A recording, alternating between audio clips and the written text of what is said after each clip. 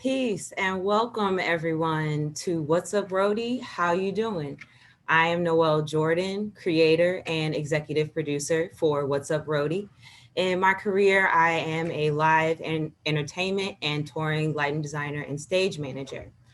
What's Up Roadie was really created as a safe space for the 12 million strong live entertainment and theatrical professionals, a place for us to come and talk it out about how this global pandemic is affecting, how it's affected our careers, our lives, and essentially our mental well-being.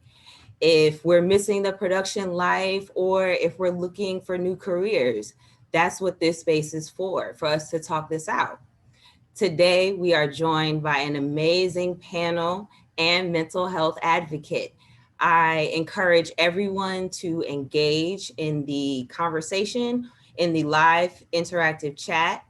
Our moderator for today's episode, Venues Part 1, Production and Crowd Management, is Vada Briceno. Sorry. Enjoying the live aspect of entertainment and how light affects our day-to-day lives, Vada received her BFA in lighting design from DePaul University. She happily joined Orange Light in 2018, now Light Switch, and has greatly enjoyed the opportunities exploring other areas of lighting, including broadcast, esports, corporate, and light concert touring. Thank you, Vada. Thank you so much for having me, Noelle. I'm really excited to get this panel started.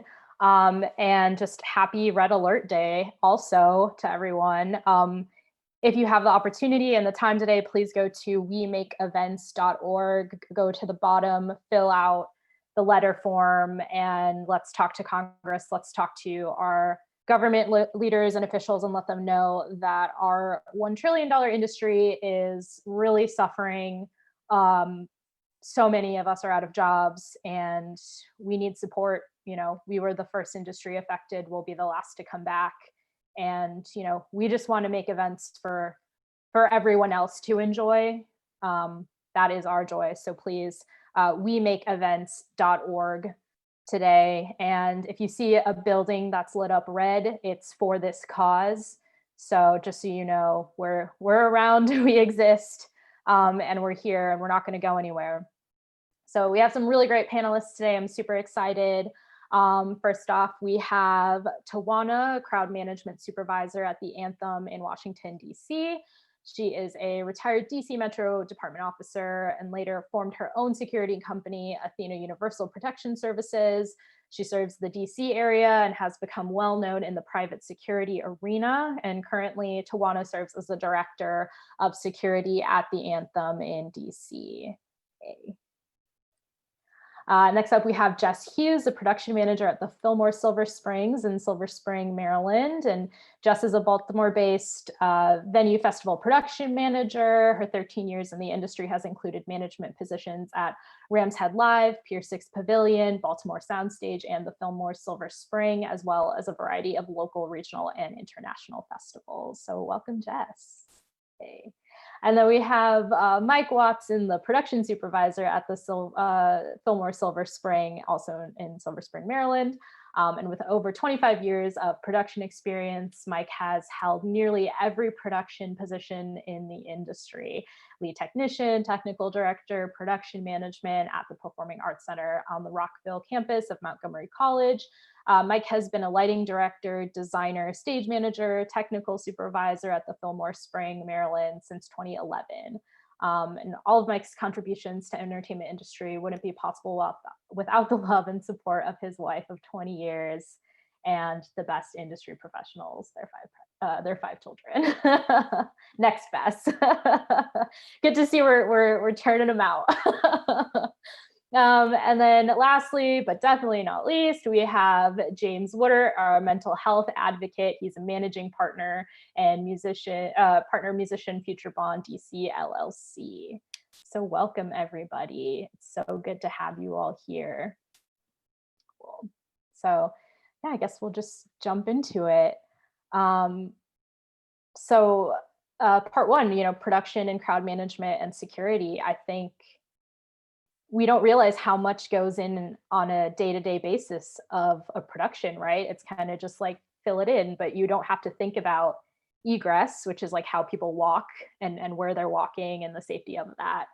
But we'll get to that in a minute. So I guess let's just start it off. When did you all realize that this was going to be longer than a month or 2 months? Or, when did that kind of set in for any of you?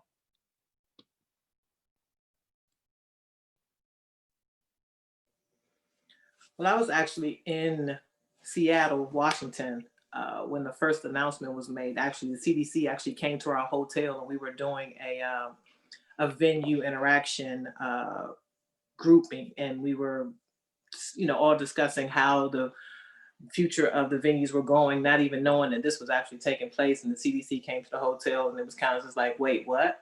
So by the time I came back home, it had really, turned into something more than just an announcement.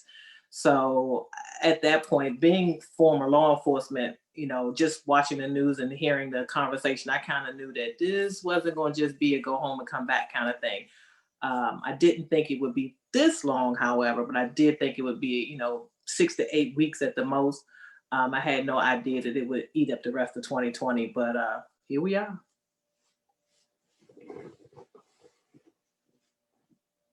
Yeah, kind of on the same boat. I was, mid-gig twice actually, and both were canceled,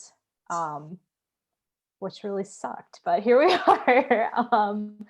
So it's been a weird ride, I know, for all of us, really. And it's been something that I've really been embracing about, like talking about it. Just like, this is weird. None of us know how to navigate these spaces. So like, let's kind of figure it out together. That's what we are. We're problem solvers. So, what life lessons is this teaching you? Any new experiences that you're kind of learning and realizing about yourself during this time? Hey, Vada. I would say that I learned to just be present in the things that I can control. As everybody, as you just stated, that it's a lot of unknowns with this. Different states are in different phases. Some people can maneuver better than others. Being here in the DMV area, you just pay attention to the things, or give energy towards the things that you can control. Make sure that you maintain a good mental space. Allow, if there are times where you're down, allow yourself to grieve, but then also, take light or take a look at the things that do make you happy throughout your days. And so I think those are some of my touch points ever since this has happened. Just being mindful of where we are, and also exactly what I can control in this space. Yeah, Mike, Jess. I think what I've learned is that as in working in the entertainment industry, I've found myself, when I'm not working, kind of always being on standby, kind of waiting at home or out in civilian life, basically, for the next call, the next gig, the next show, the next job, the next prep, the next time I needed to advance or design a show. And giving up some of that, having to not wait any longer, just kind of like, even today, like the first couple months, I sat around waiting for the phone to ring. It was checking my email, nonstop, going, okay, so what's the plan? When are we going to go back? What are we going to do? And it's only been recently, and it's been 6 months, where I'm not obsessively looking at things and going, when's the call going to happen? I saw on social media, early on about, Broadway closing down. And for us here in the DMV, when the Kennedy Center made their announcement that they weren't opening until January, that hit me big. That hit me pretty hard. I knew that, from a Live Nation perspective, when they shut down, I know that the company itself kind of follows what kind of goes on around them, but they, there was no official announcement. It was just more like, we're going to be shut down until things get better, so I found myself constantly waiting. And it's only been within the last month that I'm not waiting any longer. I'm going out and exercising. I'm going to the swimming pool. I'm not checking my email as much, and, you know, just stop Yeah. waiting around for it to stop. Yeah, the email checking was so hard for me to get out of too, because I'm like, where are they? Like, there has to be something wrong with the server. Like, what's going on? Yeah, Jess, anything that you've kind of been utilizing or doing to navigate through some of this time? Not really. This is the first time though, probably in my adult life, where I've had enough time to like actually pause and think about what I want out of my life. You know, I'm so busy with, or I was so busy with constantly working and constantly advancing and, you know, waking up at 3 o'clock in the morning to advance with somebody that's in Norway, you know, that I never actually like stopped to be like, what do I want out of life? Like, is this making me happy?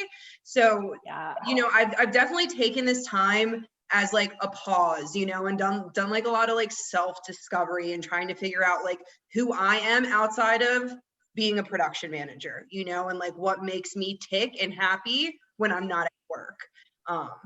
That's me. Yeah.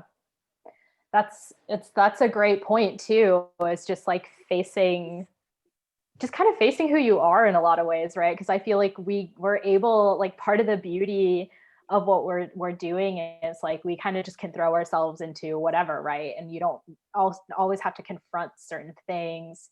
But now it's like the first time that's like, is my work my sole identity, and how do I kind of move past that, right?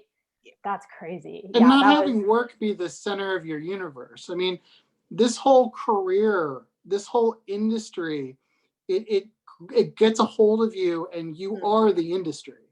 Mm-hmm. You know, I mean, I decided early on also that I was going to make this a positive. I was going to play with my kids every day, stuff I don't usually get to do. You know, I was going to make sure we sat down for dinner every day and spend time with my family, and try to get to do all of the things that I've always wanted to do, except for traveling, that I could never do, you know, while I was working.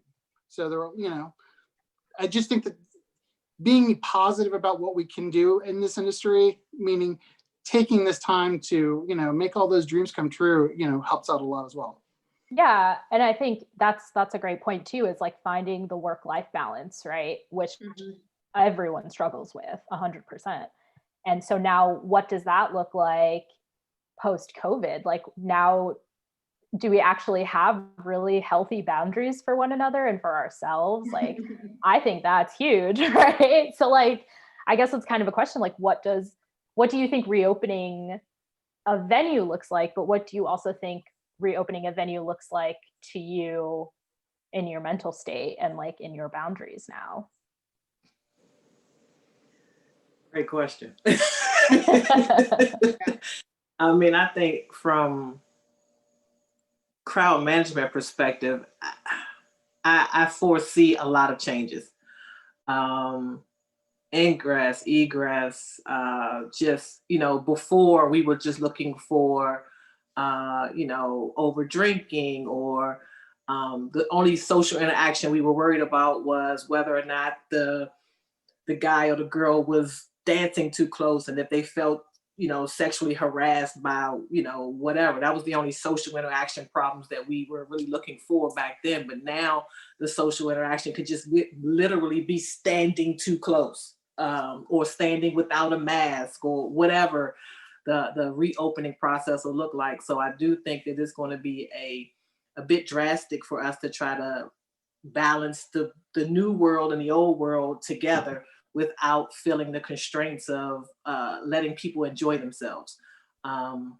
So just, you know, like he was saying earlier, the heat sensors may be some new thing that we look into, temperature checking, and all of those new things that may come about with the opening of any venue, big or small. I think it's going to definitely play a part in how we handle everything going forward. I think it's going to be quite interesting, to say the least. Yeah. Yeah, Jess, do you have any thoughts on like what egress, what leaving a show looks like? I honestly haven't thought too much about front of the house and what that's going to look like. I have given a lot of thought to like what I'm going to have to do like backstage with the artist. You know, I take a lot of pride in making sure that like every artist and crew member that walks into the building like feels like at home, you know, and like as comfortable as possible. But how can I also make them feel safe while they are safe?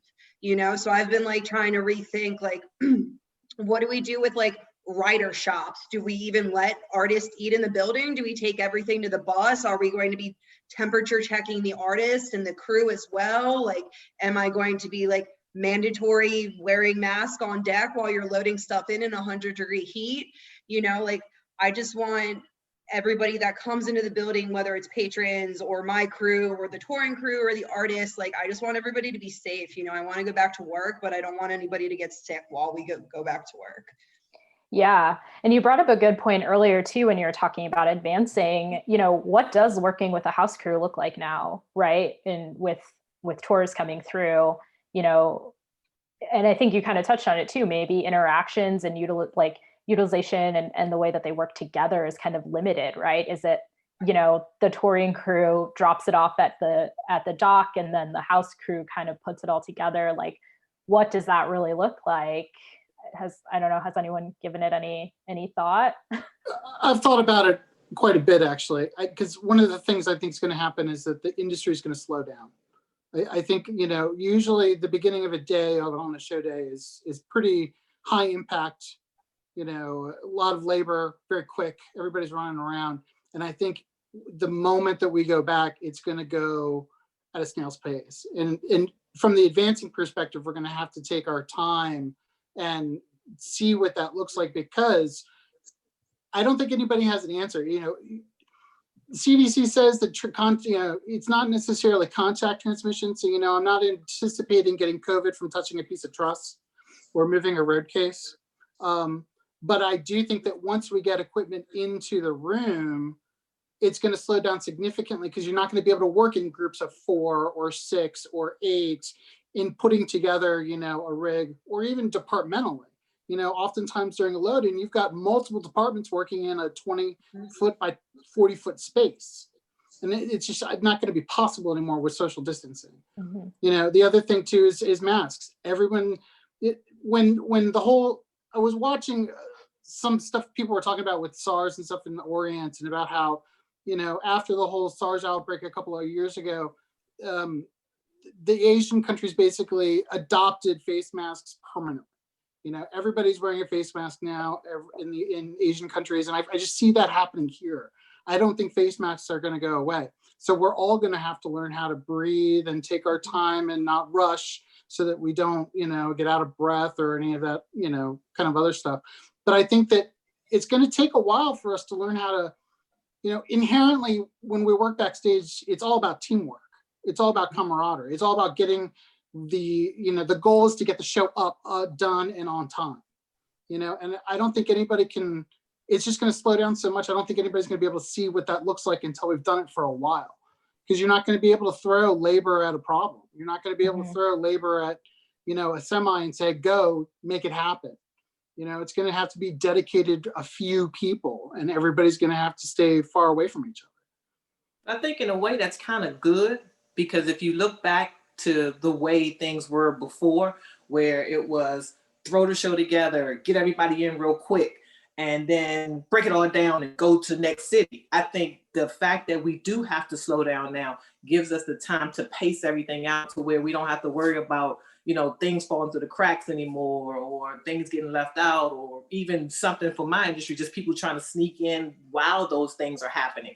So I think, you know, even if load-in has to happen the day before, or, you know, whatever, and then the actual show, and then load out the next day, you know, however we break it down, I think it's kind of almost better that now we get to pace ourselves compared to everything being compartmentalized into a 12-hour period.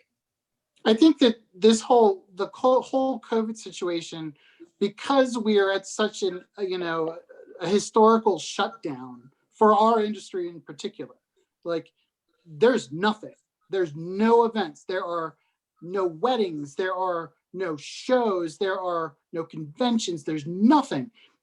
I think that we as an industry, and I'm hoping that a lot of people will start to, you know, begin to think about this, and there might be some leadership as we get closer to opening, we'll look at this as a reset.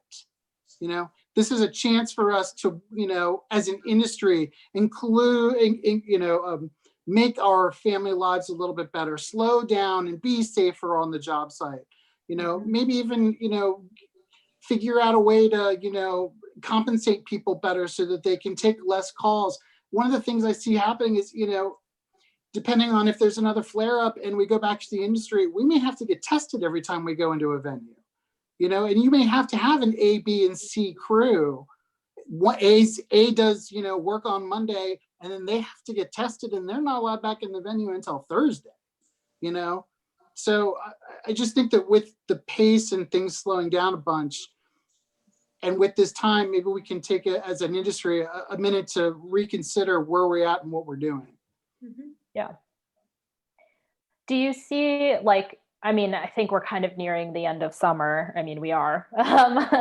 And outdoor venues, how does that change? Is that going to be an option in the winter? In some places, absolutely not, right? But, you know, I'm LA based.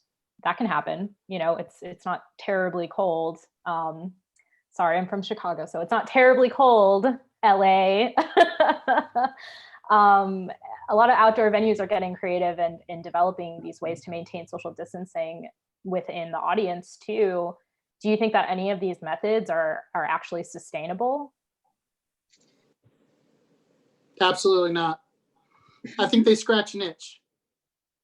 That's it. Jess, you looked like you wanted to say something. No, I agree with Watson. You know, and I think also, you know, is it sustainable? Does it, you know, scratch that itch for people? It does, but is it necessarily profitable? Probably not. You know, like if you're taking a 50%, a quarter of the capacity, but you know, there's still production costs. There's extra production costs now because you see all those outdoor events. They have huge screens, you know. So I mean, maybe it will be sustainable, but in my eyes, and like me being the type of person that crunches the numbers, like I don't think it's going to be profitable. You know, like, do I want people to experience whatever type of live entertainment they can right now? Absolutely, you know, and go for it. But do I think that the future of our industry is going to be on outdoor events like that? I don't. Yeah. Do you think maybe something like, I think we all saw, or I'm not going to assume, sorry, the VMAs were this past weekend, and they went fairly successful. Do you think something like that too could be the future of what our events look like? Is that different, like too far away, or potentially almost sacrilege from what a live event really is, right? I think that we as an industry have done really well at adapting through the virtual environment. But our industry is about face-to-face and crowd interactions.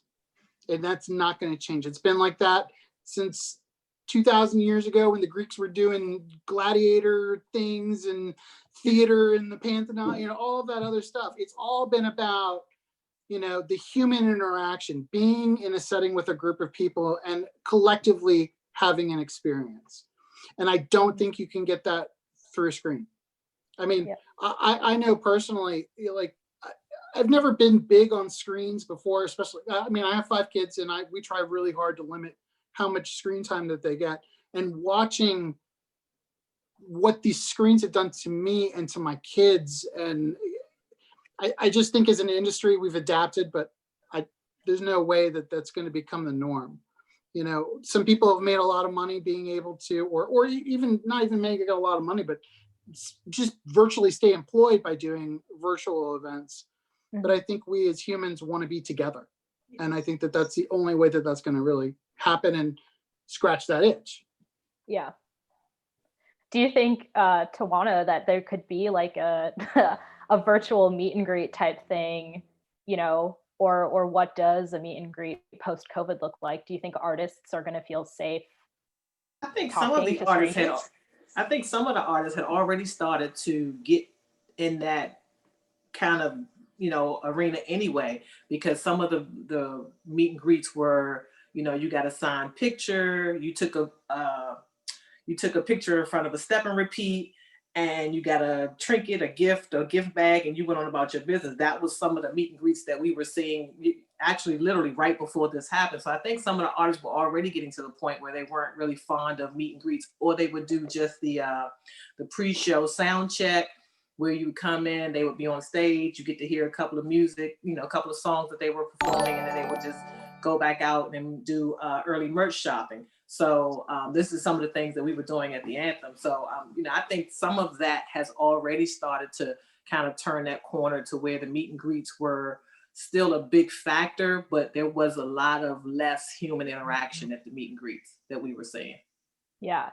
Do you think they'll kind of go away? I mean, it's kind of the question of the handshake too, right? Do we shake hands now? I think that I think it's going to go away for a while. I honestly do. I don't think it's going to be something that anybody wants to take the risk of. The fact that normally the spaces that we did the meet and greets in were always very minimal. So to crowd those many people back into those spaces just to get a handshake or someone it hugs, or just to get that close up interaction, I don't see many artists risking their livelihood, their life, or any other reason why they would do that. I personally don't see it. And I've done personal, security with people. And I know for a fact that if any of my artists that I was on tour with, or I traveled with, or anybody who I was doing personal security with, it would be an absolute no for me. So, that's coming from a venue perspective and a, personal executive protection specialist, standpoint. It would just be flat out no for me, because there's no way for me to protect my artist from a sneeze. What do I do? No way for me to do that. So it would be a no for me. Yeah. Yeah, James, you also work with artists, right, directly. How do you see their interaction with fans shifting? So with just kind of listening to what Mike said, he said he has to limit the time his children are on the screen, correct? I think the younger generation are more prone to do the virtual settings than our generation. So I can foresee that being the wave, that we just go into a space where the virtual is the thing. Right now, I do. So I'm a musician as well, and we do a lot of virtual events. I was surprised at how many gigs I'm still getting just virtually. And basically what I have to do is pre-record my shows and send it to them, and they play them in their conferences, and they play them and whatever they got going on. And so I'm still employed. So I can see that being the way for the moment. I would be concerned about, what TaJuana, how your industry would be affected by this. I'm as you were answering the question, I'm thinking like I'm clueless on what she would be able to do in this space. But as far as being able to interact, everything is just virtual for me right now. Yeah. Do you feel a difference when you're performing for a virtual space? Absolutely. Yeah. It's just not the same. It's different. When you're performing, you feed off the energy of other people. Even when we're doing live broadcast, if we're able to see people's faces, still not the same as if I was standing there in front of somebody and they're yelling at and screaming and listening. You know what I'm saying? The atmosphere is different. You have to almost think of yourself in that space in order to be able to get that type of energy. And so it's not the same. Maybe it's something that we'll get used to. But for now, I'm still gainfully employed. Yeah, awesome. So I'm a huge NBA fan, and the bubble has been amazing to watch. But the energy, if anyone has been watching games, has been like weird, and it's a little off. And in the first few games, like before the official playoffs started, it was really, they weren't playing any of the sounds. And as the playoffs started, and they do home and away chants, which I think is really cheeky and cute. And I guess kind of going along the same lines for live events, like, do you think venues could be used as streaming locations, maybe with a handful of audience members to kind of give the feel and get the energy pumping? thoughts? Absolutely. Yeah. I mean, one of the venues that I'm at regularly, we just purchased a whole camera system to start doing, things like that. Invite artists to come in, whether it be a band or a ballet or a show or whatever, have enough cameras around the venue to, in theory, stream live so that we can, just have the performers on stage and the crew and whatever we need in terms of labor for backstage. And then, the other 1,000 people that we normally keep in the building, not there, but be able to virtually see it. Yeah. I think right now, if this goes past the spring and we're looking at, 2022, I think a lot of venues are going to have to make that switch if they want to stay, above water. Yeah. We did, we hosted the Justice League at the Anthem right before this happened, which was basically a live streaming video game interaction competition. And again, like James was saying, that younger generation was, that 25 and under crew, they were there and they were enjoying themselves and they were having a grand old time just watching people play video games on a screen. So I do believe that younger generation is probably going to be the target audience for that. Because you even have those, those shows that, where they all have on different headsets and everybody's listening to different music, where they can just be in their own space, but yet they're in a room full of people and you're looking around and you're going like, why is he? And you realize they're all listening to something different. So yeah, that generation is definitely all for it. They're for everything, but because their whole life is screen time. But I do think that 35, 40 and over club crew, yeah, we gonna want to be in a room with some folks. Well, there's even fatigue, right? Like I wear glasses and I just had to order like the blue lens glasses because there's so much screen time. My eyeballs are hurting me. And I think that I think what is interesting, or I guess I don't know what kind of bums me out is like kind of seeing it through a screen. Like when I go to a concert, I don't take pictures. Like I might take one picture so I can remember it, but I'm there for the experience. And I think that's kind of the hard thing now too, but maybe that's what the younger generation is just better about, right? Is like they can watch a recorded concert live because that's just how they're used to functioning. Right. Yeah. The Seth Hurwitz, the founder of the Anthem 930 Club and all that stuff, that's his claim, that's his motto. He's like, I want you to be in the moment. That's the reason why the Anthem was built with no cameras and no screens and all of that kind of stuff. He was like, you're supposed to be in the moment, enjoying the moment of the live interaction of what's taking place. But now that we have a whole new world, you may have to just get them screens in. Yeah. And I'm not saying that, screens are a bad thing. I just think it needs to be limited. Personally for me, if I'm spending 8 hours a day doing work on my laptop, and then I'm going to spend the next 8 hours of my awake time being entertained from a screen, the next 8 hours where I'm supposed to be sleeping, it ain't going to happen.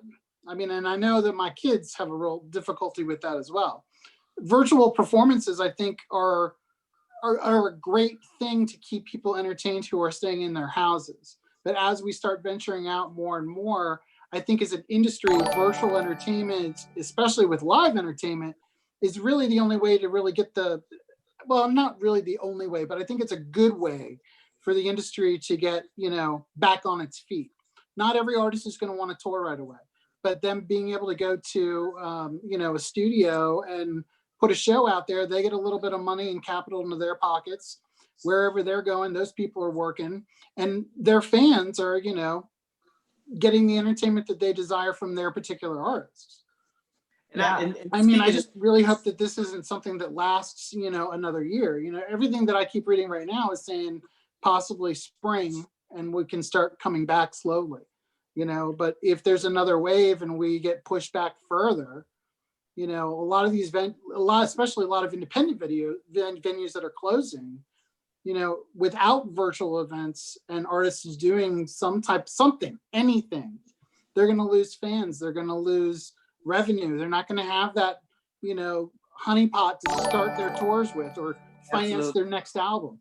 Yeah, that's what I was going to say, that, you know, one of the big things that they're going to lose out on is that merch table, because buying stuff online and buying stuff while you're there and you're excited and the energy is flowing and they're saying, go to the back and buy my album, buy my shirt, buy my whatever, is a lot different than saying, click the link below. You know, it's like, you know, you're caught up in that energy. So you run into that table to buy whatever the merch is, compared to, you know, saying, wait a minute, I'm sitting here for 2 hours. Now you want me to click on another screen and go look at something else.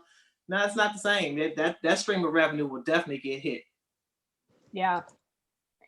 Do you think that there could be like a push into like VR stuff? Because in general, there's already a push for VR. Do you think maybe that's something? I mean, James, as a musician, would you do a VR show? Oh, absolutely. If I had the opportunity, I haven't seen a VR show, but I would definitely do it. You know, I think that we are looking at something that's going to be here for a while. Like Mike said, I hope this isn't a forever thing, because, you know, it's just not quite the same. I mean, this is a great placeholder for until everything is back. But, you know, in the meantime, if, you know, virtual was an opportunity to do the VR, I think it would be great. You know, just having played video games, you know, VR is pretty cool, and it kind of puts you in that space. But it's nothing like, you know, that live face-to-face interaction. Yeah. Do you see any of your venues kind of adapting like a dual thing, like a live and then also producing virtual? Possible. Yeah. I think it really, you know, like to bring in like all the equipment to do something virtually, like you have to have some sort of profit coming in as well. Like it's not cheap to bring in camera crews and make sure internet's like ready to go and all that stuff. Like, I don't know. I think people could do it, but people aren't going to figure out how to do it for free. Yeah, totally. Cool.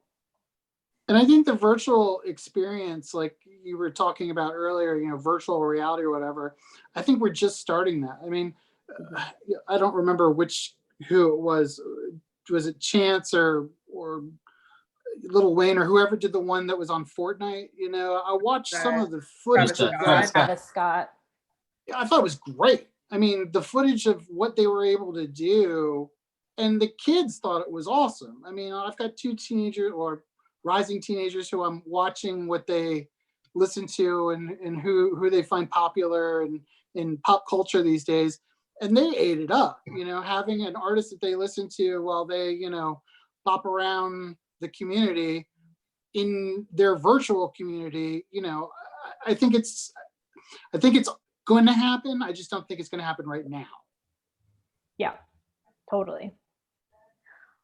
Is there anything about your day-to-day at your venues that you guys miss? Everything. Just being there, right? Everything. Being there. Yeah. Any like coffee shops or anything, the usual that you miss, or just the routine of it all? I could use a slice of pizza right about now. Oh gosh, yeah. We all complain about pizza being, you know, nonstop, and I can't. Just like you, I can't tell you the last time I had a piece of pizza. I think for me in particular, like my favorite part of the day was just walking into the venue and seeing, you know, my work family there. Yeah. You know, everybody, you know, it didn't matter if I had only seen them 4 hours ago and we'd only just slept for a couple hours. Just walking in, everybody, you know, I'm very fortunate to work at a bunch of venues where the crew is extremely they work well together and they're happy around each other, and there's really not a lot of junk going on. So that beginning of the day, everybody's smiling, everybody's happy to be there, everybody's ready to work, everybody wants to know how your family was doing or how you're doing. You know, that interaction with my work family I miss a lot. Yeah. I mean, it's been real great to spend time with my real family that I never see, but you know, now I'd like to see my work family a little bit now. Yeah, we spent a lot of time at our venues. So you have no choice but to miss something. I mean, I'm talking every day sometimes where you're in there 10, 12 plus hour days. And then, like you said, leaving and coming right back. So it's hard to not miss when you have that much time spent in one place. So, even when I go back to other careers and that I've worked prior to this industry has definitely consumed a lot of my day-to-day, my hours in my day, and to just walk away from it completely with like, oh wait, just go home. And it's like, well what do I do now? Yeah, it was a big drastic. Yeah, I would like kill for a 16-hour day right now. Yeah. Like, I will travel as long as you need me to, and I will stand the whole time. Like, just give me something to do. It's I going will to be do- painful though. Yeah. I will do 7 a.m. load-ins for the rest of my life if I gotta go back to work tomorrow. Yeah, it's like I won't complain about that one squeaky wheel on that case again. Like, I'll fix it. We'll work through it, You always Yeah. hear about that stereotype from the road crews about, oh, these crews are all grumpy. I think for the first 6 months that we're back, you're going to see the happiest group of individuals across this country that you have ever seen anywhere. I think everybody that even remotely is a part of this business is really going to start to really appreciate what they used to have. Yeah. Exactly. I think walking into work will be like an episode of Snow White. Whistle while you work. I think that one of the takeaways though is that people who work in production are some of the most selfless people. You give all your time, you give all your energy, you eat at the worst times that you get eat in the middle of the night. You don't get that opportunity to be with your family. You don't get a chance to work out. You're working all day. You're never off the clock. So I appreciate that, everybody now has the opportunity just to kind of take care of themselves a little bit better. I know we all miss being in those spaces, but I do think it's amazing that, I do get to spend time with my family. I do have an opportunity to work out. I do have an opportunity to be mindful of what I'm eating and things like that. So there are some, plus sides to taking this time off. Yeah. Yeah, it's just And like I'm real proud of my reorganizing work yourself. family too. Like, they have, I interact with a bunch of people. I think I get, a random text a couple times a day from different people. How you doing? What's going on? I know I have heard through social media and, through the grapevine that some of our, fellow people, work family, and especially in the DMV, are not doing well. Other people jump on that. Hey, you need meals? You want to come over? Can I bring you groceries? It's real comforting to see virtually through text messages and social media how we as an industry and we as a work family are really doing everything we can to take care of our own. Yeah. Yep. And that's why WeMakeEvents.org is so important, because it's exactly just that, right? We do so many things, and it's not to make ourselves martyrs or anything. It's just like, there is no greater joy for me than like programming a show, turning all the house lights off and opening the doors and like having the small sinking feeling in your stomach that everything's going to go wrong. And how are you going to fix it? Right? Because you have 1 second to make a decision. And that, like, I just miss that so much. Like, and it's one of the most rewarding feelings in the world. So yeah, we miss working. Please, everyone, go to WeMakeEvents.org. And if you know a roadie, give them a hug, and just let them know that you're here for them. So thank you guys so much. This is awesome. This is, I think, what my soul needed today. So I really appreciate everyone taking their time. The next episode is next Tuesday, Venues Part 2, Front of House and Management, here on protestparty.tv at 5 Eastern, 2 Pacific. We'll see you then.